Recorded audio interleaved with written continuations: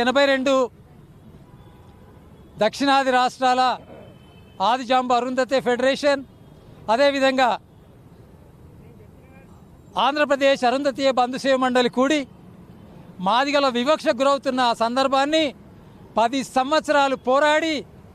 అంతర్గతంగా ఒక కార్యాచరణను తీసుకున్న ఆ సమయంలో స్వర్గీయులైనటువంటి జాయింట్ డైరెక్టర్ శ్రీరాములు గారు, సదాలక్ష్మమ్మ గారు, ఆనాటి మంత్రి లక్ష్మీదేవమ్మ గారు, అదేవిధంగా ఎన్ వెంకటస్వామి ఐఏఎస్ గారు, ఆ తర్వాత ఆయన తిరుపతి ఎంపీ కూడా అయినారు. వీళ్ళ ఆధ్వర్యంలో 1992 నుంచి మళ్ళీ 94 వరకు అనేక ఉద్యమాలు చేసిన ఆ సందర్భంలో మందా కృష్ణ మాది గారు ఒక ప్రేక్షకుడుగా వచ్చి మా మీటింగ్లో, నేను ఆ సమయంలో జిల్లా అధ్యక్షుడిగా వేదిక మీద ఉన్నాం.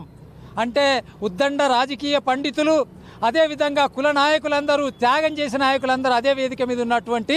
ఆదిజాంబ అరుంధతి ఫెడరేషన్, అరుంధతీయ బంధుసేవ మండలి వాళ్ళు, అదేవిధంగా బెంగళూరు వాళ్ళు కూడా అక్కడ ఉన్నారు. కాబట్టి అంటే 1994 కన్నా ముందే 12 సంవత్సరాల ముందు నుంచి వర్గీకరణ ప్రారంభించబడ్డదని మీకు తెలియజేస్తూ, వాళ్ళందరికీ కూడా, దీనికి త్యాగం చేసినటువంటి వాళ్ళందరికీ కూడా నివాళులు అర్పించుకుంటూ, ఈనాడు మాదిగ సంఘాల మహాకూటమి, తెలంగాణ రాష్ట్రం, ఆ దక్షిణాది రాష్ట్రాల జాతీయ సంఘం మేమందరం కూడి రేపొద్దున రాజ్యాధికారం వైపు పయనించడంలో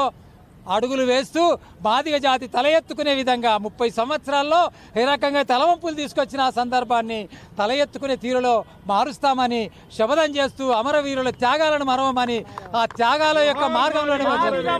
జోహార్ మాదిగ అమరవీరులు.